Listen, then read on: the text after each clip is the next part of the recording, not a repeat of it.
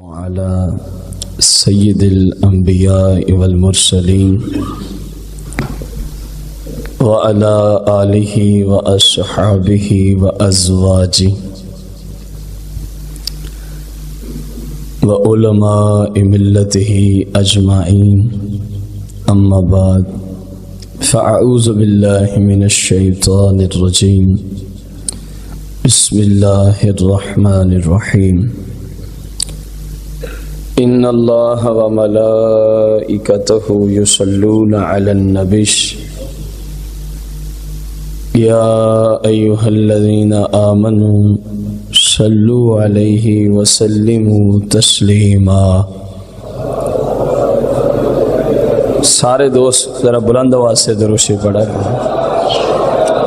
الصلاۃ والسلام علیک یا سیدی یا رسول اللہ، الصلاۃ والسلام علیک یا سیدی یا حبیب اللہ، الصلاۃ والسلام علیک یا سیدی یا شفیع المذنبین، الصلاۃ والسلام علیک یا سیدی یا رحمت للعالمین، الصلاۃ والسلام علیک یا سیدی یا جد الحسن والحسین، مولاي صلی وسلم دائما ابدا علی حبیبک خیر الخلق کلہم۔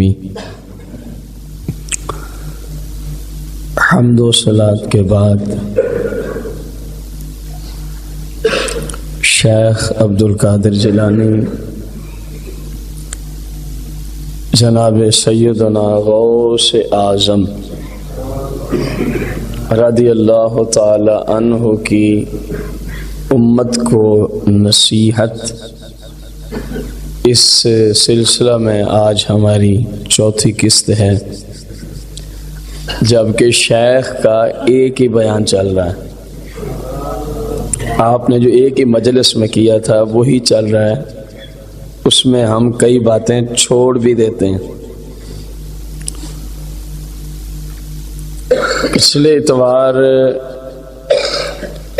یہاں پہ بات ختم ہوئی تھی، آپ کو یاد ہوگا، فرمایا تھا کہ کھیتی کے لیے زمین صحیح ہو، شریلی نہ ہو، پھر جو بیج ڈالا وہ اچھی نسل کا، پھر اس کو پانی، کھاد، اس کی دیکھ بھال بھی ساتھ ہو، تو پھر جا کے پھل نصیب ہوتا ہے۔ یہاں تک شیخ کی بات پوری ہوئی تھی۔ اب جو جملے شیخ نے فرمایا ذرا غور سے سنیں، اور خصوصاً ان لوگوں کے لیے یہ نصیحت کا پیغام ہے جو کہتے ہیں کہ ہمیں علماء کی ضرورت ہی نہیں ہے۔ ان کے لیے ایک طبقہ ہے پورا آپ کے معاشرے میں، کئی دیندار ہیں، وہ بھی، ان کا بھی یہی نظریہ ہے، ہمیں ان کی کیا ضرورت ہے، ہم خود ہی سب کچھ کر لیں گے۔ اور کئی گمراہ ہیں، وہ پھر دوسروں کو بھی گمراہ کرتے ہیں کہ علماء کے پاس نہیں جانا۔ ان سب کے لیے شیخ کا پیغام ہے، جب سسٹم چلائے آ رہے ہیں، ہمارا آج چوتھا درس ہے نا، آپ نے تو ایک ہی نشست میں یہ سب کچھ بیان کیا تھا، اور ابھی شاید ہم نصف تک بھی نہیں پہنچے جو آپ کا ایک نشست کا بیان تھا۔ تو شیخ عبدالقادر جیلانی نے فرمایا کہ زراعت کرنی ہے، اس کے بغیر پھل، یہ پیچھے گزرا۔ اب فرمایا تعلم هذه الزراعة من الزارع۔ کتنی پیاری گفتگو فرمائی۔ فرمایا اب یہ جو زراعت کرنی ہے نا، اب اس کے ماہرین کے پاس تجھے جانا ہوگا۔ یہ نہیں ہے کہ تو خود جا کے بیج بونا شروع کر دے، تو خود جا کے، بات پچھلے اتوار والی یاد ہے نا آپ کو، تبھی یہ بات سمجھ آئی، کیونکہ وہاں تو ایک ہی تسلسل چل رہا تھا۔ تو فرمایا تعلم هذه الزراعة، پہلے سیکھ یہ کھیتی باڑی ہوتی کیسے ہے. یہ کھیتی باڑی لا تنفرد برأی کا، صرف اپنی رائے برأی کا. لا تنفرد، اکیلا اپنی سوچ پہ ہی نہ چلتے رہنا ورنہ تو خطا کھا جائے گا. کہ مجھے آتی ہے نماز پڑھنی، مثال دوں آپ، میں کیوں کسی سے سیکھنے جاؤں. علماء جو بلاتے ہیں کہ آج نماز سکھانے کا مسئلہ ہے، ہمیں تو نماز آتی ہے، ہمیں کیا ضرورت ہے سیکھنے کی. آتی اتنی ہے، اگر بندہ پوچھ لے شرائط نماز کیا ہیں تو ان کی خبر نہیں، فرائض نماز کیا ہیں تو ان کی خبر نہیں، واجبات نماز کیا ہیں تو ان کی. مجھے نہیں سمجھ آئی کہ جس بندے کو نماز کے اہم ترین چیزوں کا علم نہیں، وہ بھی کہتا ہے مجھے نماز پڑھنی آتی. جب ان چیزوں کا علم نہیں ہوگا تو پھر بندے کی جب غلطی ہوتی ہے نا نماز میں، اب وہ فیصلہ نہیں کر سکے گا کہ میں اب کیسے نماز کو درست کروں. جس کو پتہ ہی نہیں ہے نماز کی شرط کیا ہے، شرط رہے گی تو وہ کیا حکم لگائے گا. ٹوٹی ہے، ہو گئی ہے، سجدہ صاحب ہے، تین میں سے ایک چیز ہوتی ہے غلطی پر، یا بغیر سجدہ صاحب کے ہو جائے گی، یا سجدہ صاحب ہوگا، یا نماز ہی ختم ہو جائے گی. تو ان تین چیزوں کا کم از کم علم ضروری ہے. تو شیخ یہی فرما رہے ہیں مجھے اور آپ سب کو اور پوری امت مسلمہ کو، فرمایا کہ اپنی رائے کے مطابق لا تنفرد برأیک، صرف اپنی سوچ کو میں تو اتنا بڑا سکالر ہوں، میں تو اتنا بڑا دانشور ہوں. فرمایا یہاں بڑے بڑے سکالروں کو وضو کرنا ہی نہیں آتا، جو اپنے آپ کو سمجھتے ہیں کہ ہم کچھ بن گئے ہیں. ان کو یہی نہیں پتا ہوتا کہ بندہ پاک کیسے ہوتا ہے. بندہ پاک، فرمایا اپنی طرف سے نہیں چلنا. آپ نے یہ ہم سب کو فرمایا جا رہا ہے اپنی طرف سے نہیں چلنا. کہاں جائیں قبلہ؟ فرمایا جن کو اس کا پتہ ہے ان سے پوچھو، جن کو عبادات کے طریقوں کا پتہ ہے ان سے پوچھو. یا عبد القادر جیلانی کیا آپ کی اپنی رائے ہے کہ عبادت سے پہلے علماء کے پاس جاؤ، ان سے طریقے سیکھو، ان سے مسائل سیکھو، پھر ادھر آؤ، جو کر رہے ہو ساتھ ساتھ علماء سے دین اس کے متعلقہ حاصل کرو؟ کیا یہ آپ کا اپنا خیال ہے؟ جواب دیا جب میں تمہیں تمہارے خیال پہ نہیں چھوڑتا تو میں خود کیسے اپنے خیال پہ رہوں گا. بات ہے کہ نہیں ہے؟ میں تمہیں تو کہہ رہا ہوں لا تنفرد برأیک، تو نے اپنی رائے پہ صرف عمل نہیں کرنا اس معاملے میں، بلکہ جن کو سمجھ ہے ان کے پاس جا. اور آپ کو اگر ایک چھوٹی سی میں خارجی مثال دوں تو یہ بہت جلدی سمجھ آ جائے گی، اب تک جن کو سمجھ نہیں آئی. ہر شخص ہر شعبے کا ماہر نہیں ہوتا سوائے انبیاء کے. اللہ کا نبی ہر شعبے کا ہی ماہر ہوتا ہے، اور ایسا ماہر ہوتا ہے کہ ماہر انہیں کبھی وہاں تک سوچا ہی نہیں ہوتا. نبیوں کے بعد کی بات کر رہا ہوں. تو جو کام آپ نے دنیاوی کرنے ہوتے ہیں وہ اپنی سمجھ کے مطابق آپ کر لیتے ہیں. مثال کے طور پر آپ نے اپنی بچی کے لیے جہیز کے لیے فرنیچر بنانا ہے. آپ کو یہ بھی پتا ہے کہ لکڑ کہاں سے ملتی ہے، پتا ہے نا، اکثر کو پتا ہے کہ لکڑ کہاں سے، ورنہ پوچھ کے بندہ پہنچ جائے گا. آپ کو یہ بھی پتا ہے کہ کیل وغیرہ کہاں سے ملیں گے. گھر تھوڑا نہیں ہے تو آپ کو اوزار کا بھی پتا چل ہی جائے گا کہاں سے اوزار ملنے.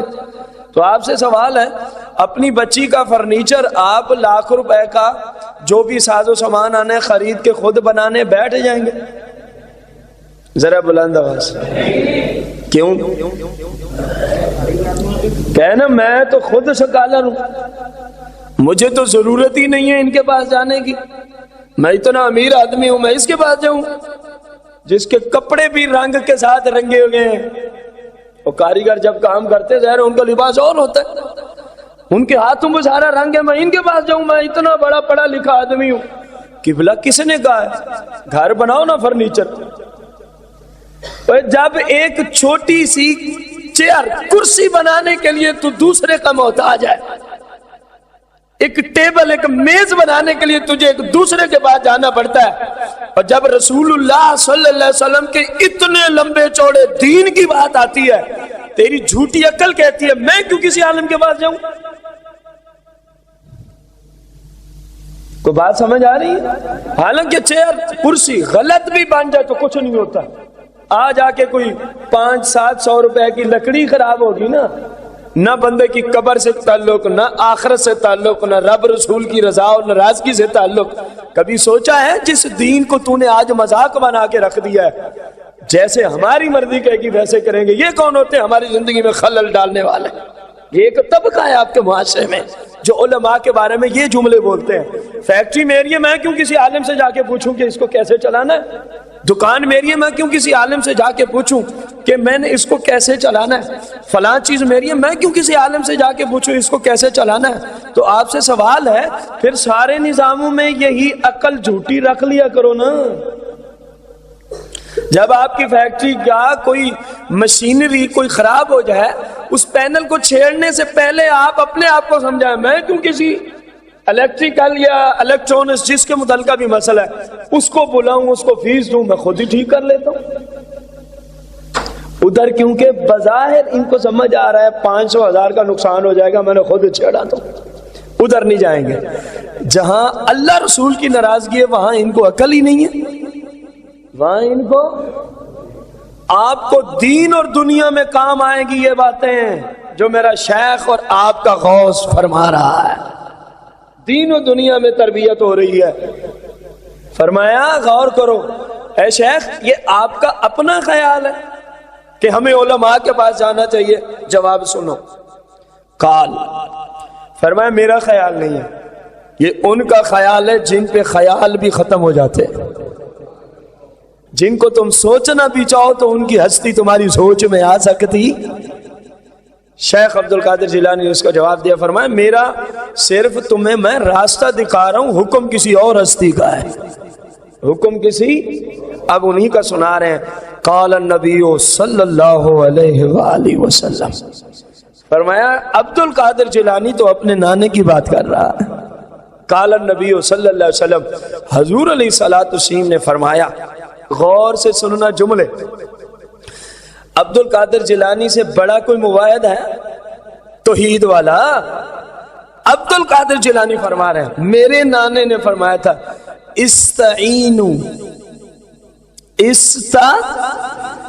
مدد حاصل کیا کرو، استعینوا کیا حاصل کیا کرو؟ مدد حاصل کیا کرو۔ مزے کی بات ہے آگے یہ نہیں ہے استعینوا اللہ، اللہ سے ہی مدد مانگا کرو، یہ جملے فرمایا استعینوا، میرے نانے نے فرمایا تھا، میں عبد القادر جیلانی نانے کا فرمان تمہیں سنا رہا ہوں، کیا مانگو؟ بلند آواز سے، کن سے مانگنی ہے؟ اللہ سے ہی مدد مانگو۔ شیخ عبد القادر جیلانی جس توحید کے منزل پہ تھا، تیری اتنی سی عقل میں تو وہ منزل آ ہی نہیں سکتی، چاہے جا کے تو وہاں پہنچ سکے۔ استعینوا، شیخ عبد القادر جیلانی فرما رہے ہیں کیا حاصل کرو؟ علی کل صنعہ بصالح اہلھا، فرمایا تو جو بھی کام کرنے لگے، تو جو بھی کام جس شعبے میں بھی قدم رکھنے لگے، رکھنے سے پہلے استعینوا کیا حاصل کرنی ہے؟ بلند آواز سے، حضور کن سے؟ فرمایا علی کل صنعہ، فرمایا جس شعبے میں تو جا رہا ہے پہلے اس کے ماہر کی بارگاہ میں پہنچنا پڑتا ہے۔ جس شعبے میں تو قدم رکھنا چاہ رہا ہے پہلے اس کے ماہر کے پاس جا، پہلے اس کے ماہر سے شاگردی اختیار کر۔ فرمایا میں نہیں کہہ رہا، یہ میرے نانے کا فرمان ہے۔ حضور صرف ماہر ہونا کافی ہے؟ یہ آپ سب کے لیے، شاید یہاں تک تو آپ کو بھی دنیاوی اعتبار سے پتا تھا کہ میں نے مکان بنانا ہے تو مکان بنانے کے ماہرین کے پاس جانا ہوگا، فرنیچر بنانا ہے تو فرنیچر کے ماہرین کے پاس جانا ہوگا، الیکٹرک کا کام کروانا ہے تو الیکٹرک کے ماہرین کے پاس، اللہ حاضل قیاس۔ لیکن ایک اضافی بات جو مصطفیٰ کریم علیہ السلام نے فرمائی اور جس کو امت نے چھوڑ دیا، اسی وجہ سے گمراہ ہو گئے، فرمایا مدد حاصل کرو ہر شعبے کے، ہر شعبے کا ماہر خدا تو نہیں ہے نا، بلند آواز سے، کیونکہ خدا تو وحدہ ہو، تو سرکار خود فرمائے مدد حاصل کرو ہر شعبے کے ماہر سے، یہ شرک نہ بنے اور جو ہر شعبے کا ایک ہی بندہ ماہر ہو۔ جملے غور سے سننے ہیں، کسی شعبے میں آپ گئے، رسول اللہ کا حکم ہے، اس سے کیا لو، بلند آواز سے، وہ صرف ایک شعبے کو جانتا ہوگا، دو کو جانتا ہوگا، جو ایک شعبے کو جانے اس سے مدد لینا رسول اللہ کا حکم ہے، لہذا شرک نہیں ہے، لہذا بدعت ہے۔ تو جو ہستی سارے شعبوں کی اتنی بڑی ماہر ہو کہ کبھی ماہروں نے بھی نہ سوچا ہو مراد میری مصطفیٰ ہے، اگر ان سے مدد لی جائے تو وہ کیسے شرک ہو جائے گا؟ میں نہیں کہہ رہا، رسول اللہ پاک صلی اللہ علیہ وسلم کا فرمان۔ اگلا جملہ یاد رکھنا، جس وجہ سے ہمارے نوجوان نسل برباد ہو رہی ہے، ماہر کے پاس تو بھیجنا ہے، لیکن میرے آقا نے فرمایا اندھوں کی طرح نہیں بھیجنا، پہلے آنکھیں کھولنی ہے، عقل کو رکھنا ہے، سوچنا ہے۔ کیا سوچیں یا رسول اللہ؟ فرمایا بصالح اہلیہا، ماہر بھی ہو پرہیزگار بھی ہو، ماہر بھی ہو کردار بھی ستھرا ہو، اس شعبے کو سمجھتا بھی ہو اور دیندار بھی ہو، اس شعبے کو سمجھتا بھی ہو اللہ کے خوف والا بھی ہو، بصالح، اس شعبے کو سمجھتا بھی ہو اور اللہ کے دین کے مطابق زندگی بھی۔ فرمایا جب اس کے پاس جائے گا تو تجھے مشورہ وہ دے گا کہ اس کا مشورہ تجھے رب تک پہنچا دے گا۔ ہم نے اپنے بچوں کو ان کے پاس بھیجا جو بد دیانت ہیں، جو 2 نمبر کام کرتے ہیں، دین ہو یا دنیا ہو، میں دونوں طرف عرض کر رہا ہوں۔ ہم نے اپنے بچوں کو، ہمیں اتنا آ کے لوگ کہتے ہیں قرآن ہی تو پڑھانا ہے، جس سے مرضی پڑھا لے۔ فرمایا اندھوں کی طرح نہیں قرآن پڑھانا، پہلے دیکھنا ہے جس سے قرآن تو پڑھوانے گیا ہے وہ صاحب قرآن کی عزت کرتا ہے، کہیں صاحب قرآن کو بڑے بھائیوں جتنی عزت تو نہیں دے رہا، کہیں صاحب قرآن کو یہ تو نہیں کہتا کہ دیوار کے پیچھے کا علم ہی نہیں، کہیں صاحب قرآن کی یہ گستاخی تو نہیں انہیں کوئی اختیار ہی نہیں، کہیں صاحب قرآن کے بارے میں یہ گستاخانہ عقیدہ تو نہیں انہیں علم غیب ہی نہیں، کہیں صاحب قرآن کے بارے میں یہ عقیدہ تو نہیں وہ کل کی نہیں جانتے، کہیں صاحب قرآن کے بارے میں یہ عقیدہ تو نہیں کوئی شفاعت نہیں۔ فرمایا مصطفیٰ نے بھلے قرآن ہی پڑھانا ہو، پہلے دیکھ وہ صالح ہے، وہ مصطفیٰ سے نسبت رکھتا ہے تو قرآن پڑھانے سے برکت پہنچے گی، اگر نہیں رکھتا تو تیری نسل ہی برباد ہو۔ ہم نے اس کو چھوڑ رکھا، یہ تو صرف قرآن کی بات کیا۔ آج ہم دنیاوی طور پہ اپنے بچوں کو کاریگر بناتے ہیں، فلاں فلاں فلاں فلاں فلاں، وہ بددیانت کیوں پیدا ہو رہے ہیں؟ لوگوں کے ساتھ دھوکے کیوں کرتے ہیں؟ کیونکہ جن کے پاس ہم نے بھیجا وہ صالح نہیں، وہ درست نہیں تھے۔ آپ اسی دنیاوی مقصد والی تعلیم کو ہی لے لیں، دنیاوی تعلیم کو لے لیں، پڑھانے والے پلس پڑھنے والوں کا ایک ہی نظریہ ہے، کیسے مال اکٹھا ہوگا۔ کیا تعلیم کا یہ مقصد ہوتا ہے؟ تعلیم کا مقصد تو ہوتا ہے اچھا شہری پیدا ہونا، تعلیم کا مقصد ہوتا ہے وطن عزیز کے لیے کوئی اچھی سوچ رکھنے والا پیدا ہو، جس میں ملک کا بھی فائدہ ہو، ملک میں رہنے والوں کا بھی۔ آپ کسی ڈاکٹر کے پاس چلے جائیں، اس کی بھی 24 گھنٹوں میں یہی کاوش ہے کہ کیسے کس کو لوٹوں۔ تو جب جن کو پڑھائے گا، پڑھانے والا ہی لٹیرا ہے، تو جو اس سے پیدا ہوں گے وہ تو اس سے بھی بڑے لٹیرے ہوں گے۔ کیونکہ وہ سارے گور ان کو بتائے گا یوں بھی ان کو ڈاکہ مارا جا سکتا ہے، یوں بھی ان کو ڈاکہ۔ تو میرے آقا نے فرمایا جب صالح کے پاس بھیجو گے نا، وہ کام بعد میں بتائے گا، رب کا خوف پہلے دلائے گا کہ خدا را کسی سے دھوکہ نہ کرنا، خدا را کسی کے ساتھ زیادتی نہ کرنا، خدا را کسی کے ساتھ ظلم نہ کرنا، کسی کی عزت ساتھ نہ کھیلنا، خدا را یہ اور یہ نہ کرنا۔ میرے غوث نے فرمایا لوگوں میرا نانا فرما رہا ہے ہر شعبے میں قدم رکھنے سے پہلے ان کے ماہرین کے پاس جاؤ، لیکن بصالح اہلھا، جو اس مہارت رکھنے والوں میں اللہ والے لوگ ہوں، خدا کا خوف رکھنے والے لوگ ہوں، ان کے پاس اگر سیکھنے جاؤ گے تو فرمایا دنیا بھی سنور جائے گی، قبر و آخرت بھی سنور جائے گی۔ یہ بات میں کہہ رہا تھا آپ کو دینی اور دنیاوی اعتبار سے بہت فائدہ دے گی، اور انشاءاللہ امید ہے کہ آپ بھی اسے اتفاق کرتے ہوں گے۔ ظاہر ہے آپ کے بچے کا استاد اگر اچھا ہے تو آپ کے بچے کی تربیت اچھی ہوگی۔ استاد سے پہلے دو استاد ہوتے ہیں، ان کی بات کر لیتے ہیں ہم، والدین۔ آج تو والدین کی ایک ہی ذمہ داری ہے نا، آج کل کے والدین کا جو نظریہ ہے بچہ کیسے زیادہ پیسے کما سکتا ہے، ان کی ذمہ داری ایک ہی ہے۔ اسلام نے یہ نہیں رکھی، یہ ہمارے اوپر ذمہ داری نہیں ہے بچہ کیسے زیادہ مال اکٹھا کرے گا، اسلام نے والدین پہ یہ ذمہ داری جس کو ہم نے سمجھا ہوا ہے، کیونکہ ہم نے جن کے نصاب سیکھے ہیں تو پھر ظاہر ہے سارا کچھ وہی ہوگا۔ ہم نے قرآن و حدیث کو سیکھا ہی نہیں ہے، ہمیں پتہ ہی نہیں ہے۔ آج ہم اپنے بچوں کی تربیت کس طرح کر رہے ہیں ذرا غور کریں۔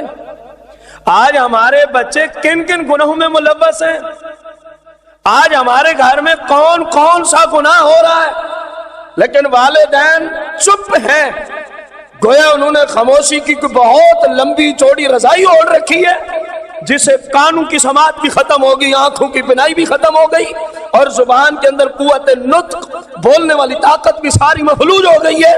جو مرضی کرتے رہیں یہ چپ ہیں۔ یہ تھی ذمہ داری والدین کی جس کو ہم نے فراموش کر رکھا۔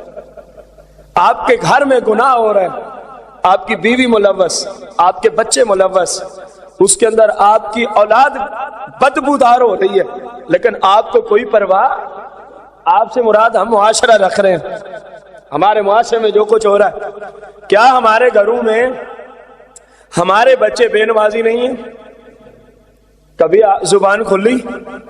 ہمارے گھروں میں داڑھی منڈانے والے بچے ہمارے نہیں ہیں؟ کبھی اس پہ زبان کھولی؟ ہمارے گھروں میں فلمیں، ڈرامے، گانے باجے کا شور شرابہ کرنے والا معاملہ نہیں ہے؟ کبھی اس پہ ہم نے ایکشن لیا؟ کیونکہ یہ تو ہماری معاشرے کی بات کر رہا ہوں، معاشرہ سمجھتا ہے یہ تو ہماری ذمہ داری نہیں ہے، یہ ہماری ذمہ داری تو ہے ہی نہیں کہ ہم ان کو کہیں گے گناہ ہے بچوں۔ یہ تو پھر قیامت کو آنکھ کھلے گی نا، جب فرمائیں گے اللہ کے فرشتے بتاؤ تیرے اوپر یہ ذمہ داری تھی کہ تیرے گھر میں گناہ نہ ہو، تو خود ملوث تھا، تیری پوری فیملی کے اندر گناہ ہوتا رہا، تو اندھا تھا، نبینا تھا، یا لولا تھا، لنگڑا تھا، بتا۔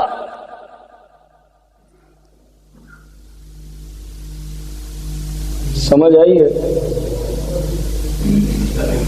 آج ہم اولاد کو جھوٹ خود سکھاتے ہیں، اولاد کو ہم گندے گندے سین، گندی گندی چیزیں خود لگا کے دیتے ہیں۔ ہماری جان چھوڑو جاؤ ادھر جا کے فلم دیکھ لو، ہماری جان چھوڑو جاؤ جا کے ڈرامہ دیکھ لو، ہماری جان چھوڑو جاؤ کے گانے سن لو۔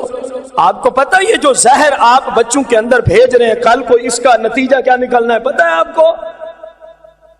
اس کا نتیجہ نکلے گا اولاد مسلمان کی ہوگی، خود مسلمان ہوگا، کردار سارا یہود و نصارہ کا سامنے آئے گا۔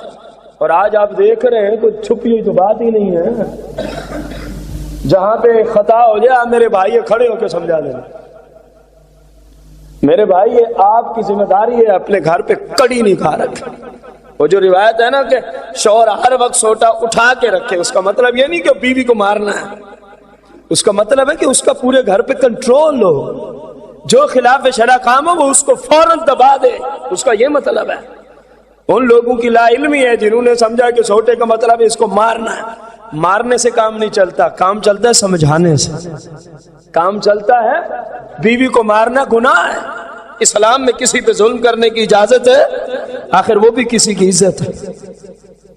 اگر اس کو عقل ہوتی تو جس دن نکاح ہوا تھا باپ سے بڑھ کے اب وہ تیری عزت ہے، اگر اسے عقل ہوتی، اگر اسے عقل ہوتی اس کے اپنے آل و عیال سے، اب وہ تیری عزت زیادہ ہے، کیونکہ اللہ نے تجھے تیری عظیم نعمت بیٹیاں اور بیٹے ان کا سبب رب نے تیری بیوی کو ہی بنایا ہوا ہے۔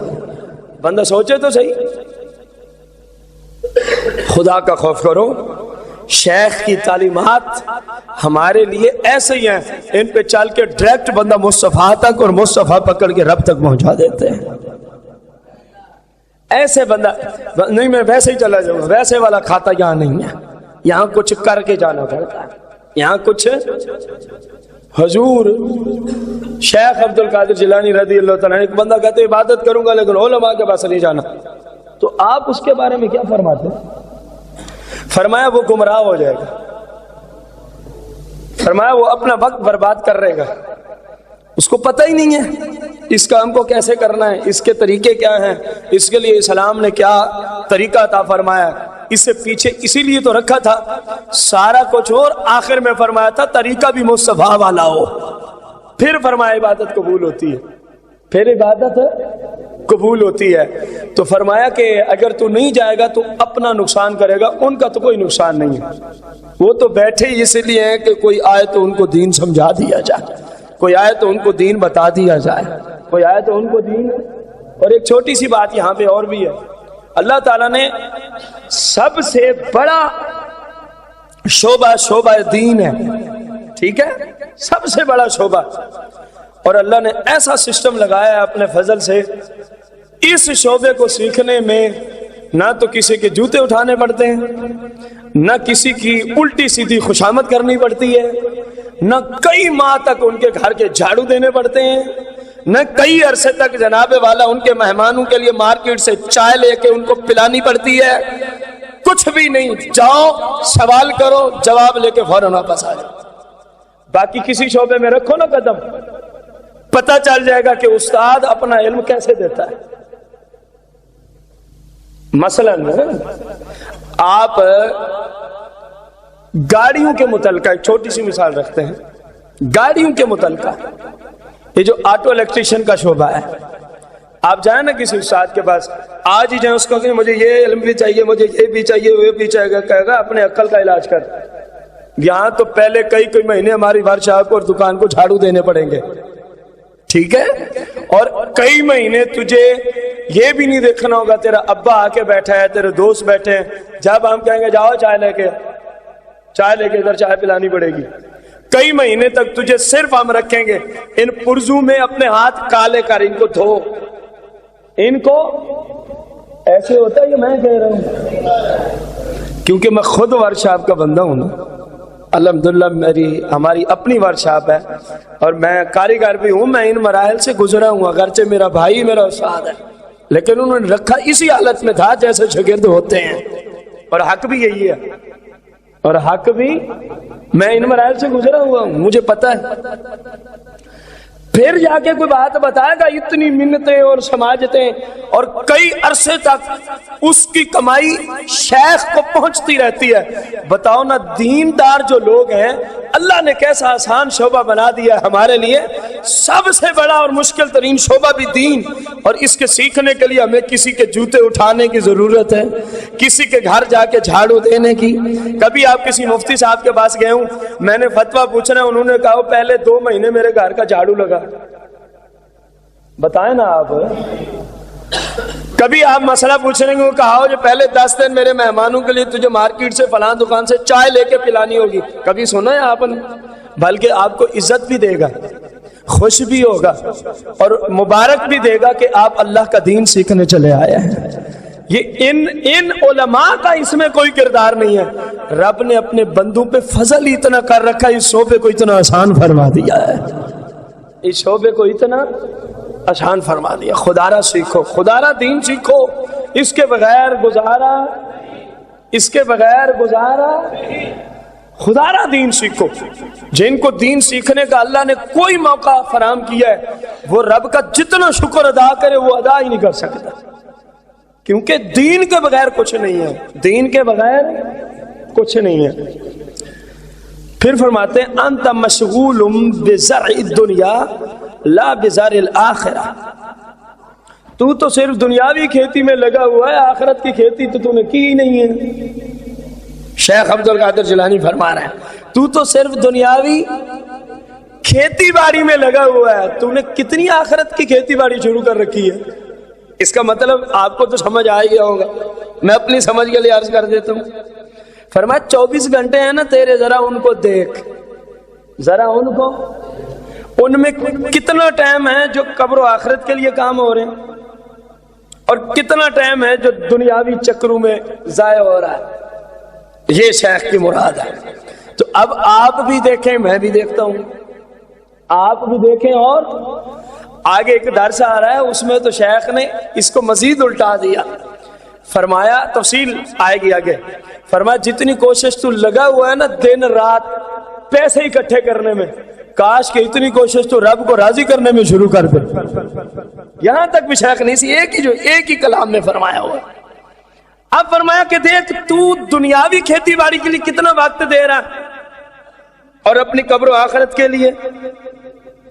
ہر بندے کے سامنے آئینہ آ جائے گا کہ میں شیخ کے جملوں کا مصداق ادھر ہوں یا ادھر ہوں.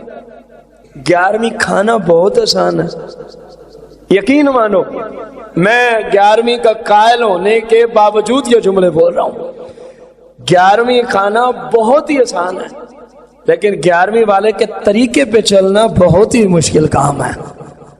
ہمیں لوگوں نے صرف 11ویں کھانے تک محدود رکھا ہوا ہے.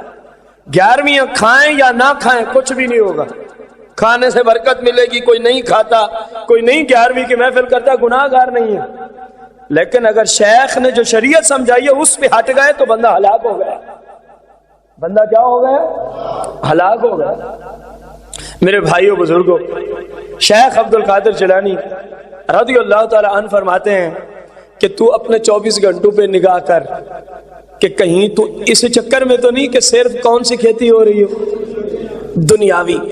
حضور اگر کسی نے سوچا اور وہ پہنچا ہاں میں دنیاوی چکروں میں زیادہ منہمک ہو گیا ہوں, تو پھر کیا ہوتا ہے؟ اب سننا. شیخ نے فرمایا اما علمت ان طالب الدنیا لا يفلح مع الاخرہ. فرمایا کیا تجھے اس بات کا علم نہیں ہے کہ جس کی زیادہ کوشش دنیا کے چکروں میں ہو, جس کی زیادہ کوشش ہے لا يفلح مع الاخرہ, وہ پھر قبر و آخرت کی زندگی میں کامیاب نہیں ہو سکتا. لا يفلح مع الاخرہ, وہ پھر آخرت کی زندگی میں کامیاب. یہ کون فرما رہا ہے؟ نہیں, اس کو مزید وضاحت دے. پیران پیر, تاکہ پیروں کو بھی سمجھ آئے بھی پیر ہوتے کون ہیں. پیران پیر سارے اولیاء حقیقی. شیخ فرماتے ہیں ان کی گردنوں پہ تو ہمارا قدم ہے. اتنا بڑا پیر, اتنا. جب آپ نے اعلان کیا تھا نا, ایک ہستی تھی, انہوں نے کہا حضور گردن پہ نہیں ہمارے سینے حاضر ہے آپ کے لیے, آپ ہمارے سینے پہ قدم تان کے رکھیں. تو ولایت والے جن کی بارگاہ میں جھکے ہوئے ہیں, تو میرے اور آپ جیسے عام بندے کیسے ادھر ادھر جا سکتے ہیں؟ جھکے ہوئے کس اعتبار سے ہیں؟ جو میرے نانے کی شریعت ہے میں بھی چل رہا ہوں, تم بھی چلتے آؤ, تم بھی. اس میں نتیجہ جب نکالیں گے نا ایمان خوش ہو جائے گا. جو پراپر سنتے آ رہے ہیں نتیجے پہ بھی ہم پہنچیں گے کہ جب تو میری یہ باتیں مان لے گا تو فرمایا تو ایک انمول ہیرا بن جائے گا. فرمایا جب تو میری یہ باتیں مان لے گا تو ایک انمول ہیرا بن جائے گا جس کی خوشبو اتنا پکیزہ ہوگی کہ تو جس طرف بھی جائے گا جو تیری خوشبو فقط لینے آ جائے گا وہ بھی تیری برکت سے رب تک پہنچ جائے گا. یہ نتیجہ شیخ نے آخر میں جا کے نکالا اور یہ حقیقت مسلمہ ہے. شیخ عبد القادر جیلانی رضی اللہ تعالیٰ فرما رہے ہیں کہ اگر تو دنیا میں منہمک ہو گیا تو پھر آخرت نہیں مل سکتی. لا یر الحق عز وجل ان اردت الآخرہ فعلیک بترک الدنیا. فرمایا اس طرح تو پھر تو رب تک نہیں پہنچ سکتا. جو صورتحال چل رہی ہے کہ رب کی شریعت کو ماننا نہیں، اپنی مرضی سے نظام چلانے ہیں، فرمایا پھر تو رب تک نہیں پہنچ سکتا. حضور اگر پہنچنا ہو تو پھر کیا کرنا ہوگا؟ فرمایا ان اردت الآخرہ، اگر تیرا ارادہ ہے نا میں رب تک پہنچ جاؤں، میری قبر و آخرت سمر جائے، فعلیک بترک الدنیا، تو تجھ پہ دنیاوی ہر وہ کام چھوڑ دینا فرض ہو جائے گا جس کی وجہ سے رب ناراض ہوتا ہے، رب کا رسول ناراض ہوتا ہے. اس کو مزید آسان کر دے، جو شریعت کے خلاف ہے تجھے پھر وہ چھوڑنا پڑے گا. جو شریعت کے خلاف ہے تجھے وہ چھوڑنا پڑے گا. وَإِنْ أَرَدْتَ الْحَقَّ عَزَّ وَجَلَّ فَعَلَيْكَ بِتَرْكِ الْحُزُوزِ وَالْخَلْقِ. اللہ اکبر. فرمایا اگر تو چاہتا ہے میرا رب مجھے مل جائے، میرا کوئی رب کے ہاں مقام، رتبہ، کوئی ویلیو، کوئی مجھے رب کچھ دے، ولایت مجھے نصیب ہو جائے، میرا رب مجھے اپنا دوست بنا لے، تو شیخ عبد القادر جیلانی رضی اللہ تعالی عنہ نے بڑا زبردست ہمیں اصول دیا ہے. فرمایا جس کی یہ خواہش ہے، آج کے درس کا آخری کلمہ، آخری جملہ ہے، جس کی یہ کہ مجھے رب مل جائے. اب جس سے میں پوچھوں گا خواہش اسی کی یہی ہے. فرمایا صرف زبانی کلامی نا، میں تمہیں طریقہ دیتا ہوں تو اس پہ چل، میں گارنٹی دیتا ہوں. عبد القادر جیلانی فرماتے ہیں، فرمایا مجھے تو رب ملا ہے نا، مجھے پتا ہے نا کیسے بندہ پہنچتا ہے، میں گارنٹی دیتا ہوں تجھے رب مل جائے گا، لیکن میری ایک بات مان. حضور وہ کیا ہے؟ فرمایا مخلوق کی خوشی اور ناراضگی یہ اپنے وجود سے باہر پھینک. آپ سمجھے ہیں کہ پتہ نہیں. اور میرے بھائیوں شریعت کے خلاف تبھی تو ہوتا ہے جب بیچ میں یہ آتے ہیں. فرمایا اللہ کے سوا جو مخلوق ہے، تو نے یہ مت سوچنا ہے میں نے شادی پہ اگر محفل کرائی تو فلاں کا منہ بنے گا، فلاں کا بنے گا، فلاں کا بنے گا، فلاں. فرمایا تو اس کو وجود سے ہی نکال دے. میں حلال کی طرف پلٹا، حرام کو چھوڑ کے ابھی تو گھر والے ایسو عشرت کر رہے ہیں بظاہر، لیکن جب حلال کی طرف آؤں گا ممکن ہے مشکلات کا سامنا بھی، ابھی ایسو عشرت ہے کل کو ممکن ہے بسا اوقات کھانا بھی نہ پک سکے. فرمایا کیا ہو گیا، گھر والے ناراض ہو جائیں گے، اس کو وجود سے باہر پھینک دو. پوری شریعت کے نظام میں ایک جملہ آپ نے ہمیں عطا فرمایا. فرمایا بندوں کی رضامندی اور ناراضگی، کہ کون کہاں راضی ہوگا، بندے کون کہاں ناراض ہوں گے. فرمایا ان کو جسم سے نکال دے، پھر پیچھے رہ جائے گا خالق. بس ایک ہی تیرا جملہ ہو، اللہ راضی ہو جائے، باقی کوئی ناراض ہوتا تو ہوتا. فرمایا میں نے آزما کے دیکھا رب مل جاتا ہے. تم بھی میری بات پہ عمل کرو.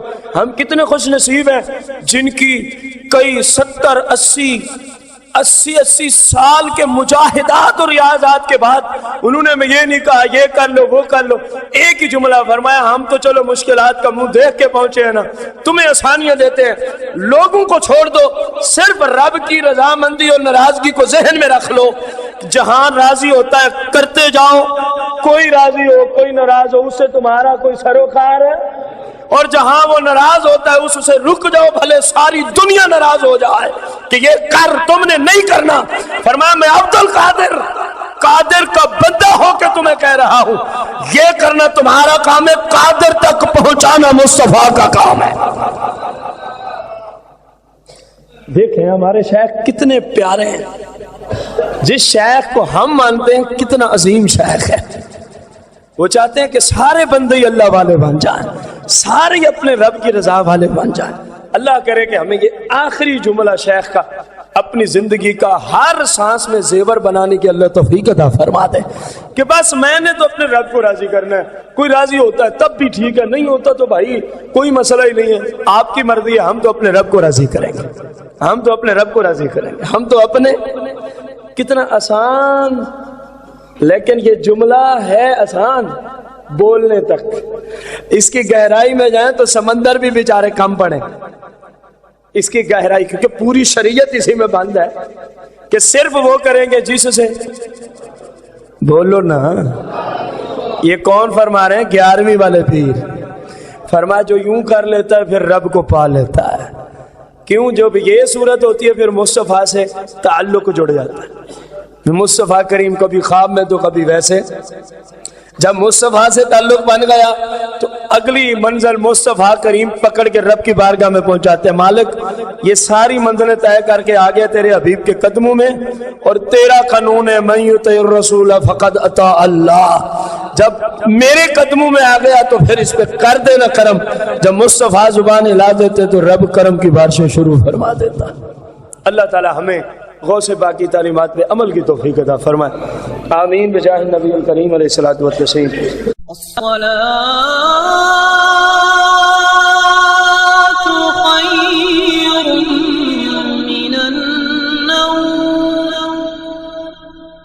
الصلاة